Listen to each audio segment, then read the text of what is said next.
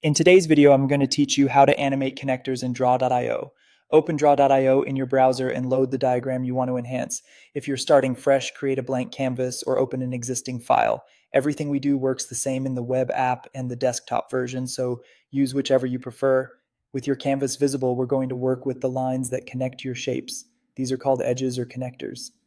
Right-click on a blank spot on the canvas to open the context menu, then choose Select Edges. This instantly highlights all the connectors in your diagram, which is perfect when you want to apply the same effect across the board.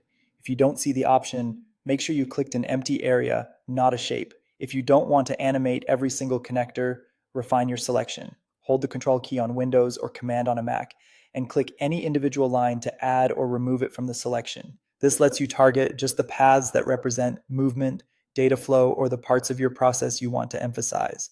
Now look to the Format panel on the right. In the Style tab, find the Flow Animation option and check the box. The Style tab controls how lines look and behave. Flow Animation specifically adds motion along the connector path. If your Format panel is collapsed, expand it so you can see the style controls. As soon as you check Flow Animation, the change applies to everything you've selected. You should now see a dashed pattern moving along your connectors. That motion conveys direction and activity, making it much easier for viewers to follow your process at a glance. Zoom in if you want a closer look, and pan around to confirm the effect is applied wherever you intended. If a line isn't animating, select it and make sure flow animation is enabled for that connector. If you also want to animate shapes, not just the lines, go to the Extras menu, choose Plugins, and add the Animation.js plugin. This plugin unlocks additional animation features for elements beyond connectors. It's optional for line animations, but required when you want shapes to move or pulse.